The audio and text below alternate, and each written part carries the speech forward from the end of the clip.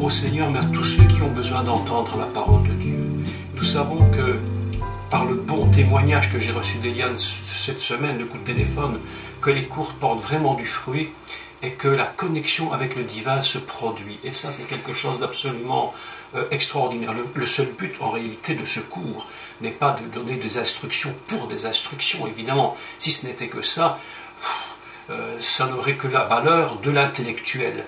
Mais ce que nous cherchons avant tout, c'est de pouvoir communiquer quelque chose du divin en nous. Et c'est d'ailleurs le but de ce cours de ce matin.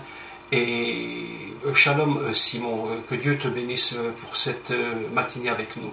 Et que donc en réalité que le divin, et c'est le cours de ce matin en fait, que le divin puisse descendre dans le nom pour transformer et faire un miracle.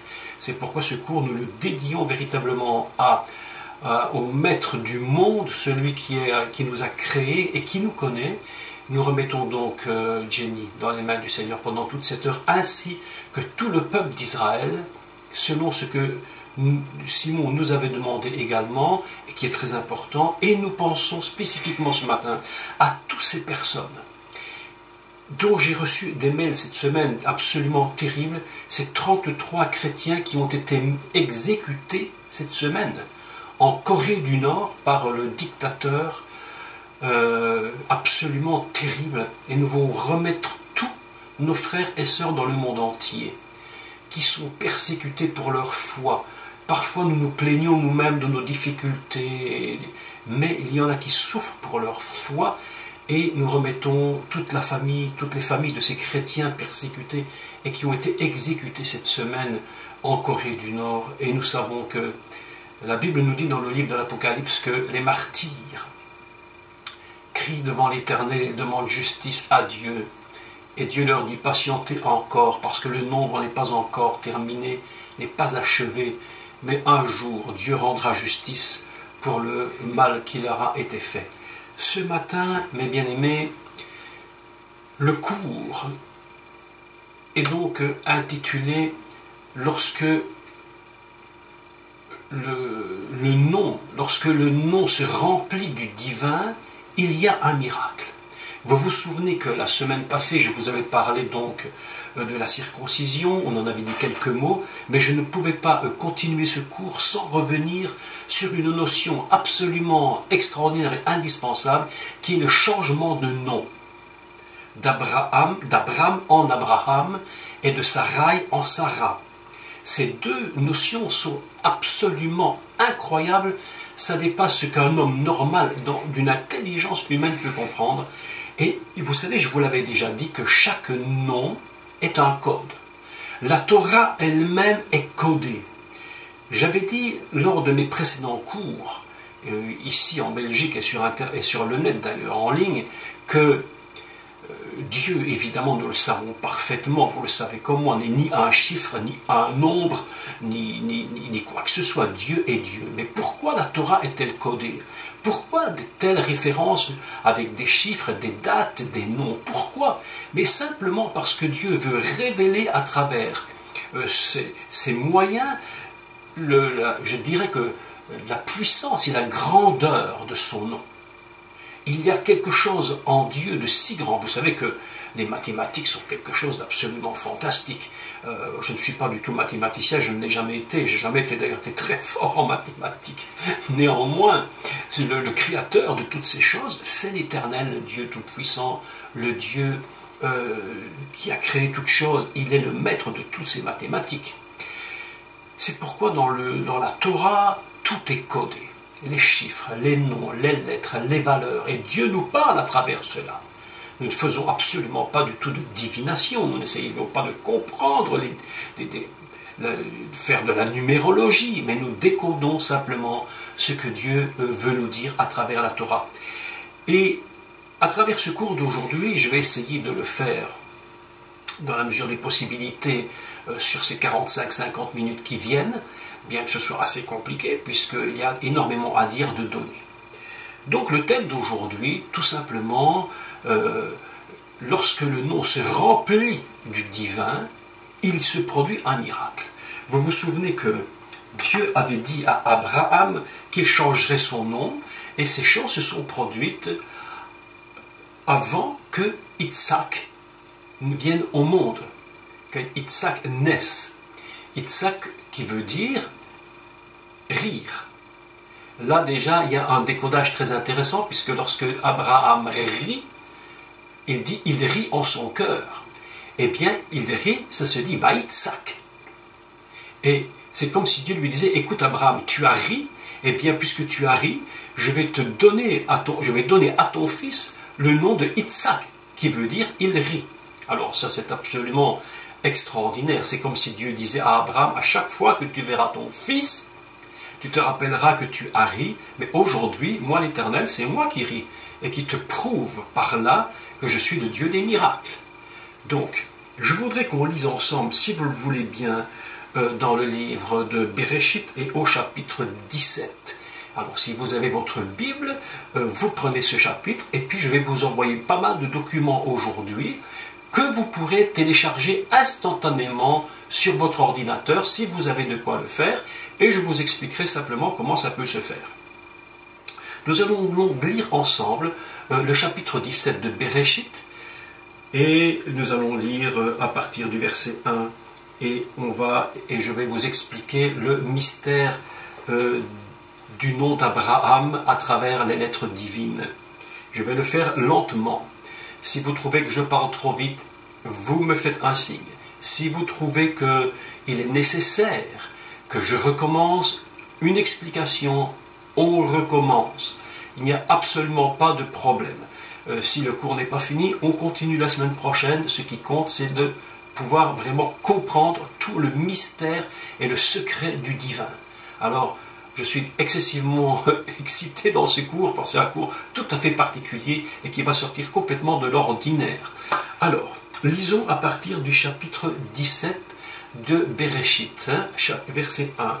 Lorsque Abraham, je fais remarquer qu'il s'agit d'Abraham et non pas d'Abraham, d'abord, lorsque Abraham fut âgé de 99 ans, ça c'est pour les Français, nous c'est 99, on est en Belgique, mais pour les Français, pour Simon, 99 ans, l'Éternel apparut à Abraham et lui dit, je suis le Dieu Tout-Puissant. Extraordinaire déclaration. Je suis le Dieu Tout-Puissant. Remarquez qu'à chaque fois que Dieu s'adresse à son peuple, ou très souvent, lorsqu'il va parler des 10 paroles pour les 10 commandements, il va dire Anochi, je suis le Dieu, je suis ton Dieu Tout-Puissant. Marche devant ma face et sois intègre. Deux choses. Marcher devant Dieu, être intègre. J'établirai mon alliance entre moi et toi, et je te multiplierai à l'extrême. Abraham tomba sur sa face, et Dieu lui parla. Extraordinaire texte. En disant, voici mon alliance que je fais avec toi. Tu deviendras père d'une multitude de nations. Et maintenant, c'est le texte qui nous intéresse aujourd'hui. On ne t'appellera plus Abraham, mais ton nom sera Abraham, car je te rends père d'une multitude de nations. Je fais une parenthèse tout de suite que le mot nation ici, qui est employé dans le texte hébreu, il s'agit de goïm. Et le mot goïm est souvent mal compris, parce que lorsqu'on parle des non-juifs, on dit goïm, pour les distinguer du peuple d'Israël. Israël est un peuple, et je dirais donc mis à part, et on dit les autres sont des goïm. Mais ici, Dieu dit à Abraham, tu seras père, toi, des goïm. Il y a certains moments, même Israël fait partie de ces goïm. Donc, ici, il y a vraiment une union entre les peuples et Israël. Donc, je reprends, on ne t'appellera plus Abraham, mais ton nom sera Abraham, car je te rends père d'une multitude de nations, je te rendrai fécond à l'extrême, je ferai de toi des nations, et des rois sortiront de toi, j'établirai mon alliance entre moi et toi, et tes descendants après toi, selon leur génération. Ce sera une alliance perpétuelle en vertu de laquelle je serai ton Dieu et celui de ta postérité après toi.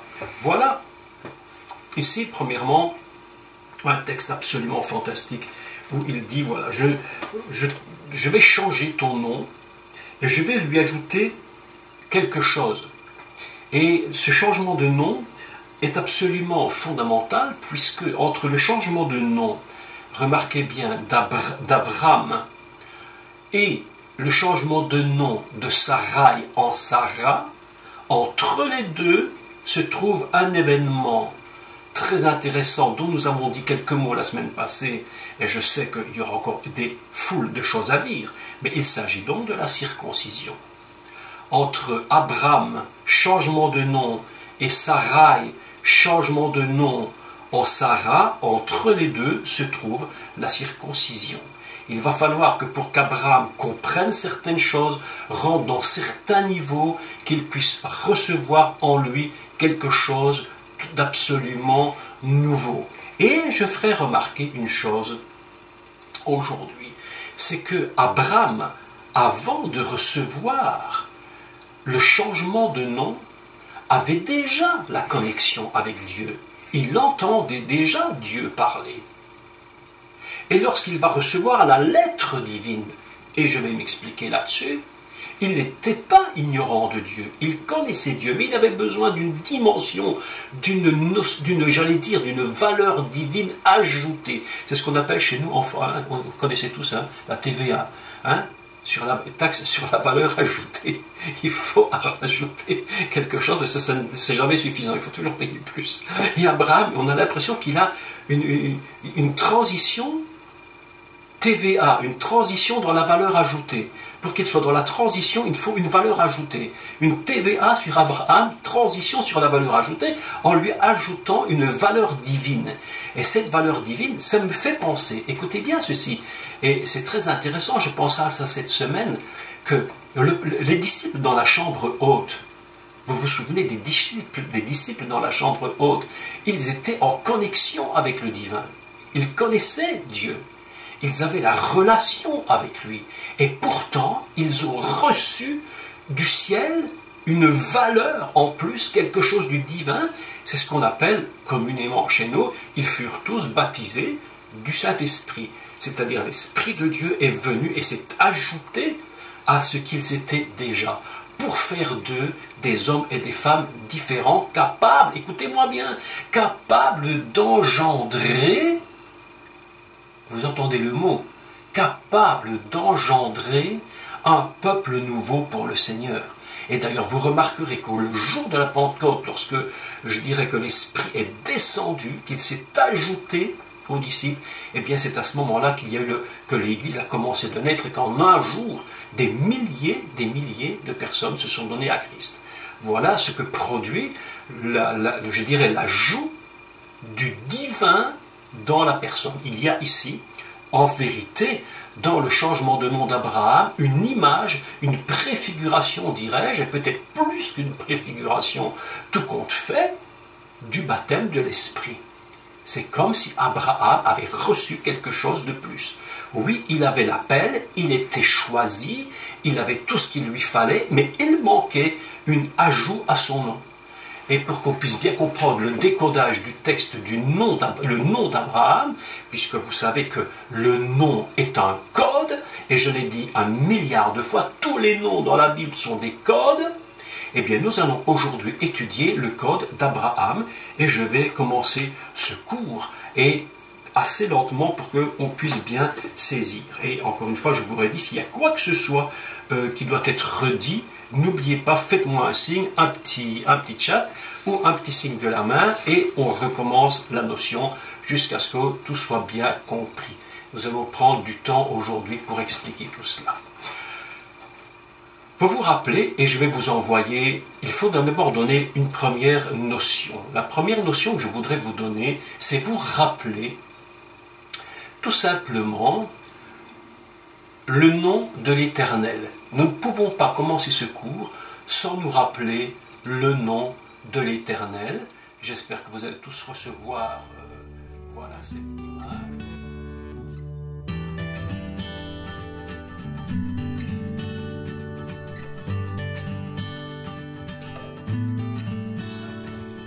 Dans ce nom de l'Éternel, je rappelle tout simplement qu'il y a donc une première lettre qui est le Yud, une deuxième lettre, je vais les souligner pour que vous puissiez les suivre, une première lettre qui est le Yud, une seconde qui est le He, une qui est le Vav et une qui est le He. Ainsi, très important que vous vous rappeliez ce code.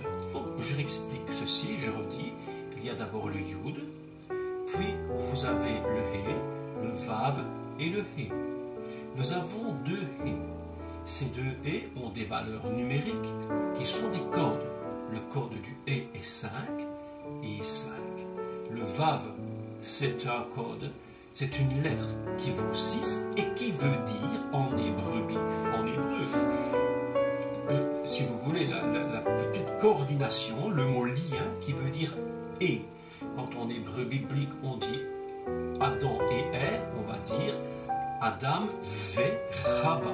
Donc on va prendre Adam et puis le Vav qui veut dire et. Donc c'est un mot lien. Et 5 égale 10. Ou 10, c'est 5 et 5. C'est très important de comprendre cette première notion. Je voudrais vous parler, je vais vous envoyer un autre document maintenant, qui est la lettre He, pour que nous puissions voir que cette lettre-là.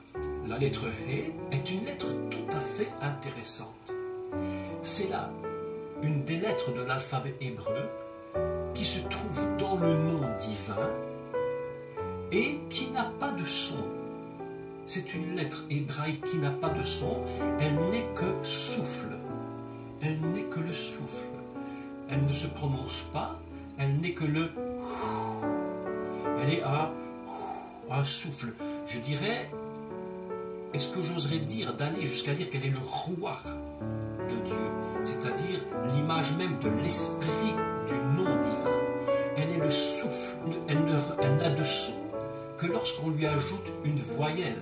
Si par exemple je rajoute une voyelle en dessous, vous voyez ici je vais mettre une voyelle, c'est pas très bien écrit, mais c'est le Ha, et bien cette lettre devient Ha. Ha. Sans cette voyelle, cette lettre n'a pas de son, elle n'est que le souffle, c'est-à-dire comme l'Esprit de Dieu. Ceci est intéressant puisque c'est un code que Dieu nous donne de comprendre. Il nous dit dans mon nom, il y a le souffle divin. Mon nom est rempli et la valeur de mon nom, c'est le souffle, c'est mon esprit. Et voilà déjà un texte, voilà déjà un décodage absolument extraordinaire de comprendre que le He, qui est dans le nom du divin, est une lettre sans son, mais qui est véritablement le souffle de Dieu. Ça, c'est vraiment quelque chose de très, très, très important lorsque nous allons décoder le nom d'Abraham. Lorsque Dieu va rajouter une lettre de son nom dans Abraham pour le faire devenir Abraham, eh bien, il y a là vraiment un code et une révélation que Dieu veut nous donner. Et je vais maintenant revenir avec vous et je vais après cela renvoyer de nouveau des documents. Donc, ceci est très très très important. Je voudrais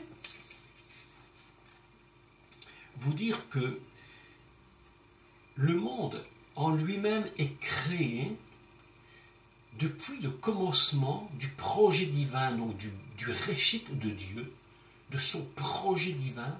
Le monde est conçu par Dieu comme de véritables réceptacles. Tout dans le monde est réceptacle. Dieu ne met rien qui ne puisse se perdre. Et pour que ça ne se perde pas, il faut un réceptacle, il faut un vase. Le monde lui-même est un vase, puisque le projet de Dieu commence sur le bête, donc Bereshit, qui est lui-même le mot, le bête, qui est le baït, la maison, un lieu où on peut y mettre des choses. Chaque nom est un réceptacle qui va contenir des valeurs, des notions. Lorsque Dieu va créer la dame, il va le créer comme un réceptacle, évidemment, puisqu'il est écrit que Dieu va souffler dans ses narines un souffle de vie pour qu'il puisse recevoir en lui la vie. Ainsi donc, Abraham est lui-même un réceptacle. Israël plus tard sera également un réceptacle pour recevoir le Messie. Sarai va devenir le réceptacle pour recevoir également la lettre du divin, et je vais l'expliquer, pour qu'elle puisse enfanter. Nous-mêmes qui sommes ici en ligne, nous sommes des réceptacles divins pour que nous puissions recevoir de Dieu l'onction qu'on appelle l'Esprit de Dieu. Bon, voilà des choses très très importantes. Je voudrais, dans un premier temps, vous envoyer un deuxième document et vous allez le regarder avec moi et je vais expliquer cela. Alors je vous envoie le document. Je suis obligé de prendre beaucoup de temps pour l'expliquer parce que ça demande une explication très importante.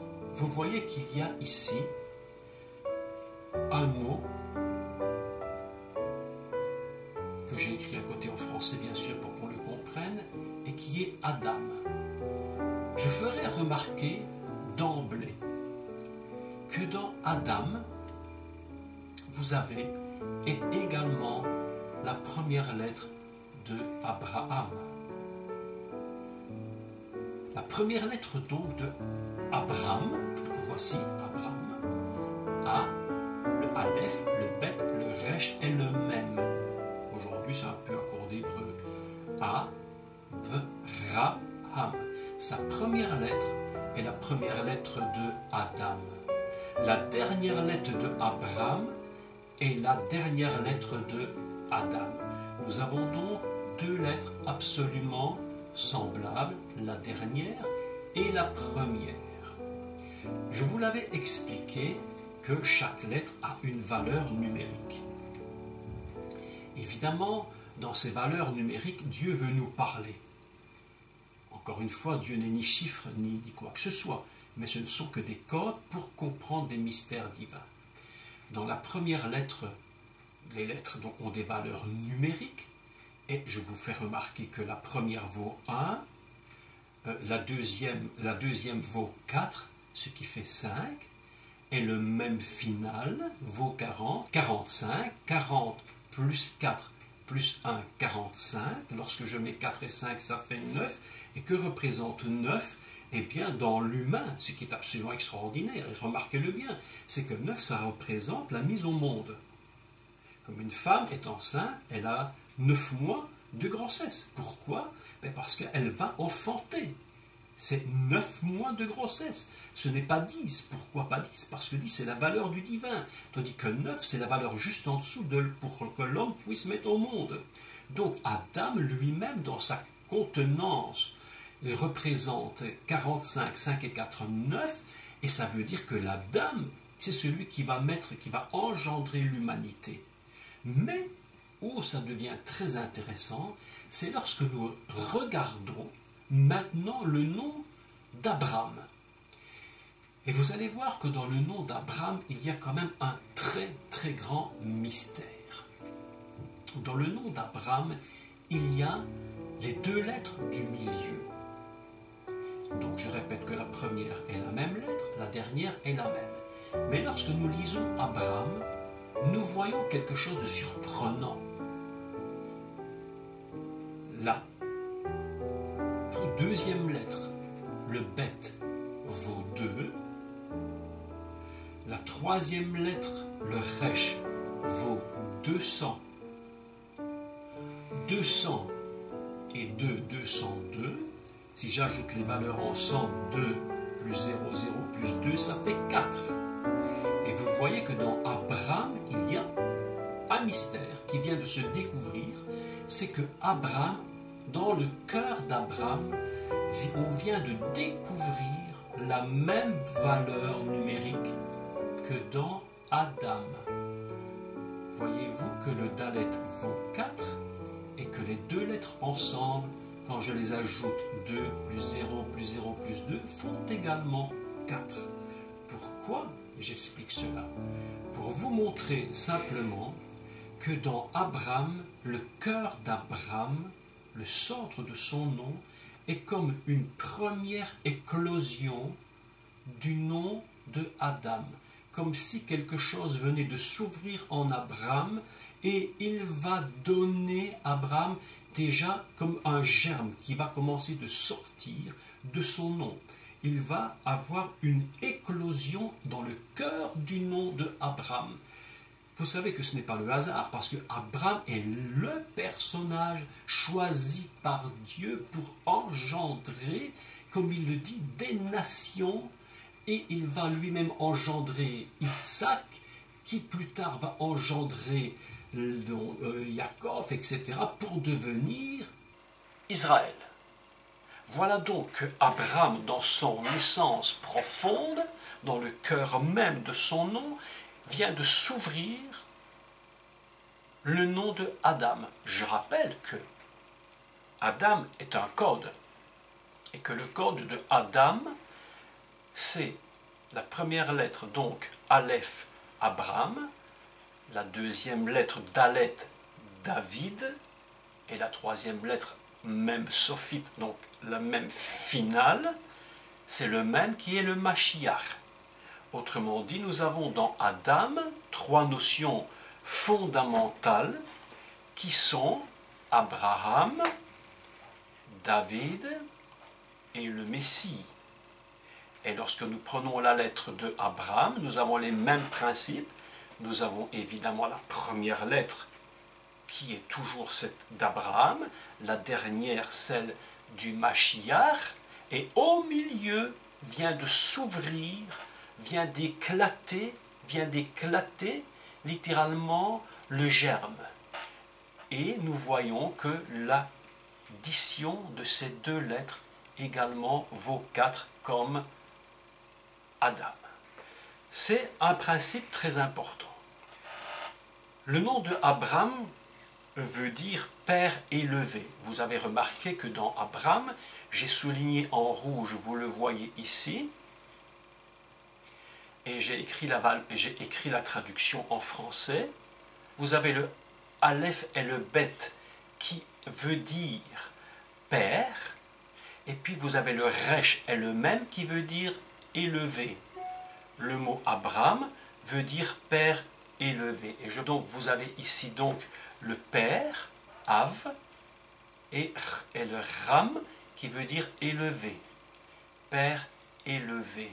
Autrement dit, Abraham contient en lui, par les lettres de son nom, la notion d'un père qui est élevé, un père, un homme qui est important. Je continue avec le premier mot que vous voyez au-dessus. Vous voyez qu'au-dessus, il y est écrit le nom divin que nous avons vu précédemment. Ce nom divin, ce que nous appelons en français l'Éternel.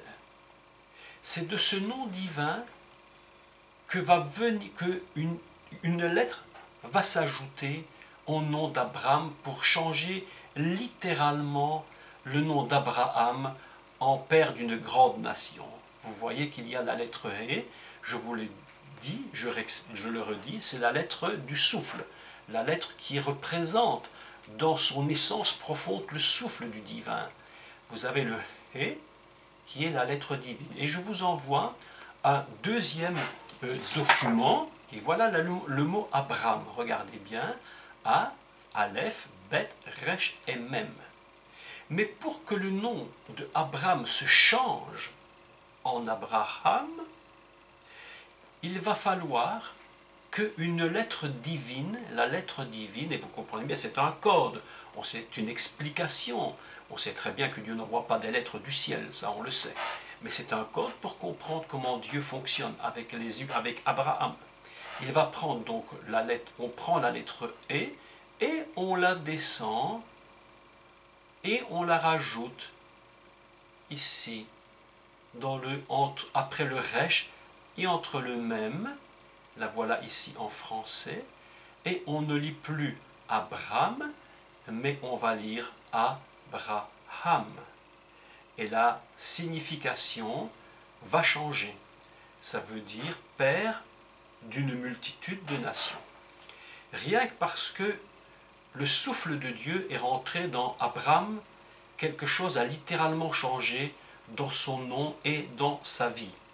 C'est un peu cette descente, symboliquement, cette descente de la lettre divine dans le nom d'Abraham est symboliquement, je dois dire, une image, une préfiguration de l'Esprit de Dieu qui vient dans l'homme, dans les nations qui vont reconnaître, puisque Adam, c'est le Père, je vous l'ai dit, c'est celui qui va engendrer les nations.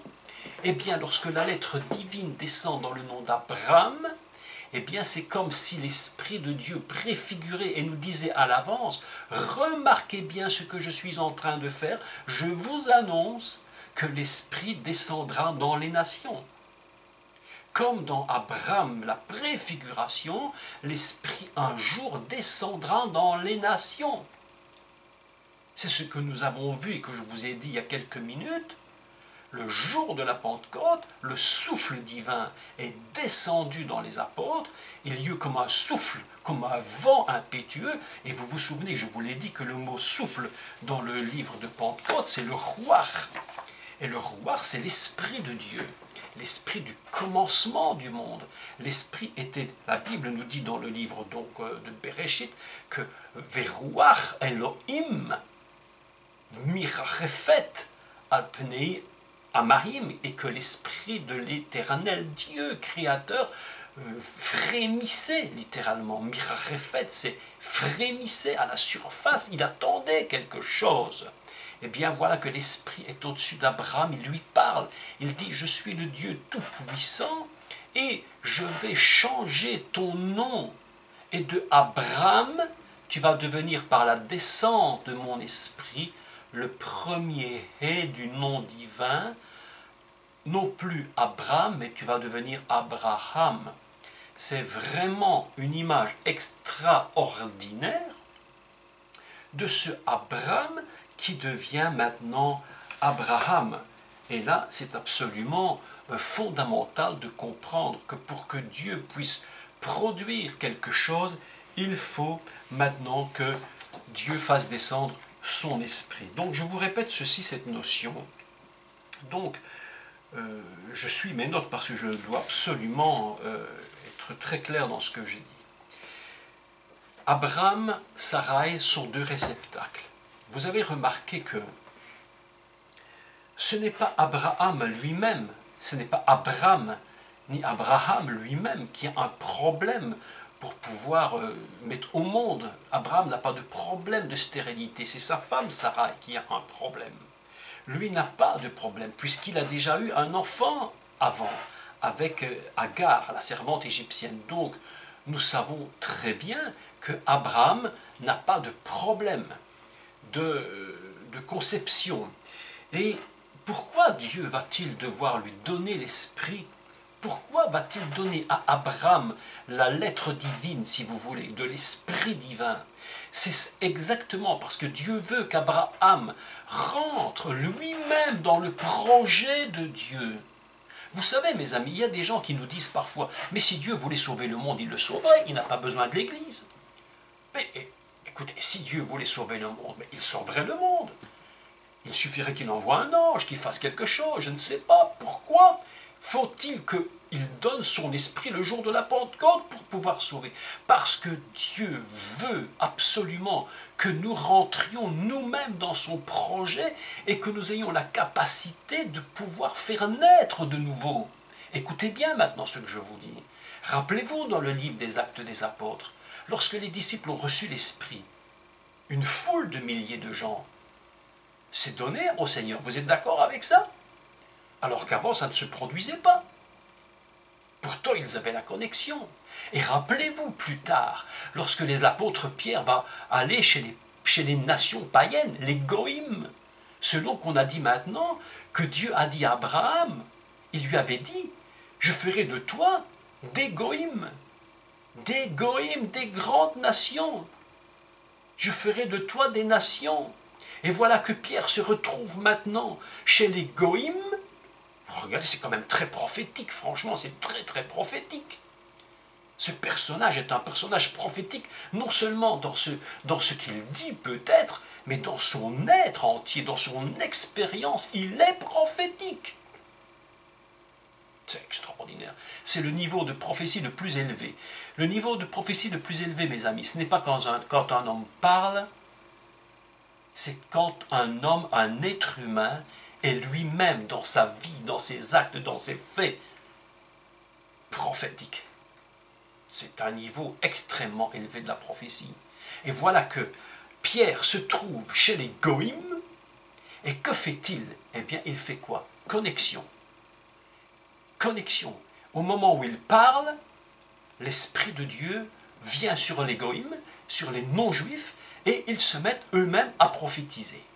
Voilà exactement ce que représente l'histoire, le récit d'Abraham qui reçoit dans son nom la lettre divine, c'est-à-dire la lettre de l'esprit du nom divin de Hachem lui-même, pour engendrer plus tard un fils. Mais c'est absolument incroyable, c'est absolument fantastique. Et pourquoi est-ce que Dieu donne? Écoutez bien la différence maintenant, mais je ne pense pas que j'aurai le temps de tout dire aujourd'hui. Cette leçon sera continuée la semaine prochaine, parce que c'est très long à expliquer. J'ai encore beaucoup de choses à dire. Le nom de Abraham, en Abraham, écoutez bien, a été changé par Dieu. Remarquez bien que c'est le jour de Pentecôte que c'est l'Esprit qui est descendu. Personne n'a posé les mains au 120 dans la chambre haute. C'est Dieu lui-même qui est descendu. Mais lorsqu'il a fallu communiquer l'Esprit aux autres, c'est les disciples qui l'ont fait. C'est pourquoi dans la préfiguration d'Abraham, dans le jour de Pentecôte, c'est Dieu lui-même qui change le nom d'Abraham en donnant sa lettre, mais Dieu va dire ceci plus tard à Abraham, écoutez, après la circoncision, et je le lis avec vous, prenez note si vous voulez prendre note de la référence, au verset 15 du chapitre 17. Écoutez maintenant. Dieu dit à Abraham, écoutez le sens du terme, non plus à Abraham, mais il dit à Abraham, c'est-à-dire au nouveau personnage, à cette nouvelle personne qui est née par l'Esprit, tu ne donneras plus à Sarai. Tu, non pas moi, dit Dieu, mais toi, tu ne donneras plus à Sarai, la femme, le nom de Sarai, mais c'est toi qui vas changer son nom en Sarah. Est-ce que vous comprenez cela? Ce n'est plus Dieu qui va faire cela, il demande à Abraham de communiquer lui-même à sa femme le changement de nom. Et quel est ce changement de nom? Aujourd'hui, je n'aurai pas le temps de l'expliquer. Ce sera pour le cours prochain. Ce sera la deuxième partie de notre cours. Le changement de nom de Sarai en Sarah. Avec les mystères qui sont contenus dans ce nom. Donc, voilà maintenant, très concrètement, une introduction absolument formidable. Un homme qui connaît Dieu, qui a déjà été connecté à Dieu, qui lui-même n'est pas stérile, mais pour qu'il puisse produire un miracle, il va falloir que l'Esprit descende en lui, et Dieu va envoyer, et c'est une image, vous comprenez l'image, c'est pour que l'on comprenne ce que Dieu veut nous expliquer. Il va faire descendre la lettre de son nom dans le cœur d'Abraham,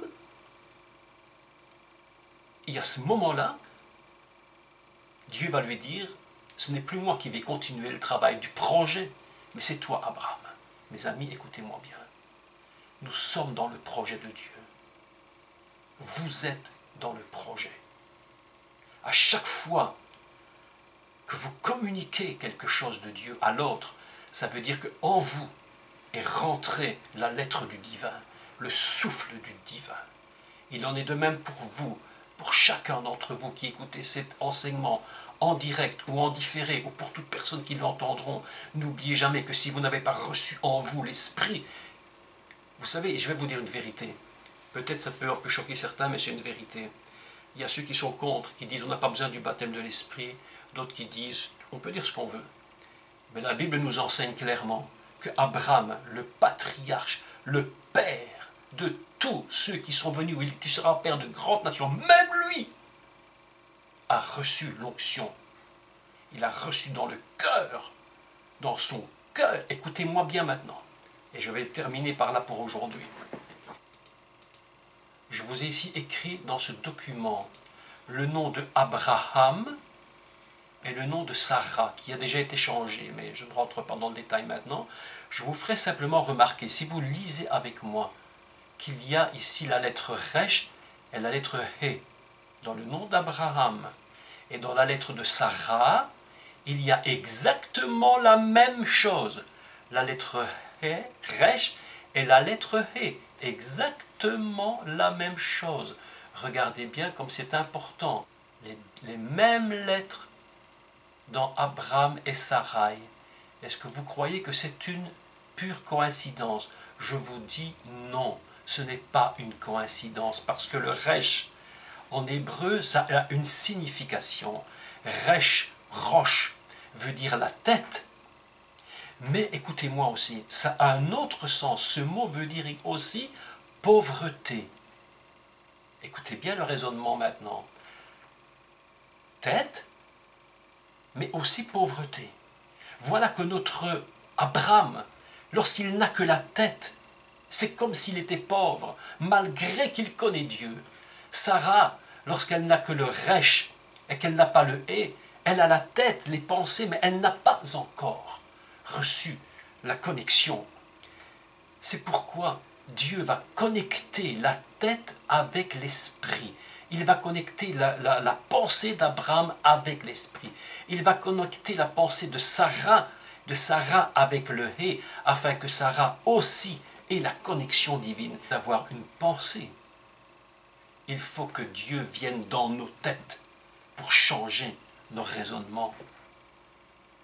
C'est pourquoi il a fallu que Abraham devienne Abraham, mais avant d'être Abraham dans le nom, il était Abraham dans sa tête. Sa pensée a littéralement changé. Il fallait qu'il change. Voilà ce que Dieu veut nous enseigner aujourd'hui. Le changement de nom. Le changement de nom. L'Esprit de Dieu qui descend dans l'homme pour faire de lui ce qu'il va devenir. Et après cela, il va se saisir littéralement du projet divin, et grâce à la lettre divine qui a changé son nom, il rentre dans le projet, il va changer lui-même le nom de sa femme. C'est comme s'il lui-même allait donner à sa femme la deuxième lettre du nom divin. Le deuxième hé va descendre et remplir et changer le nom de Sarai en Sarah. C'est exactement ce qui s'est produit à la Pentecôte. C'est exactement ce qui s'est produit lorsque Pierre était avec les Goïms. Lui, rempli de l'Esprit, il communique, et les autres reçoivent l'Esprit, et eux-mêmes sont capables d'engendrer. Voilà un personnage totalement prophétique. Je ne sais pas si ça vous chauffe la tête comme moi, mais moi, ça m'est tellement extraordinaire. C'est quelque chose d'absolument... Ah mon Dieu!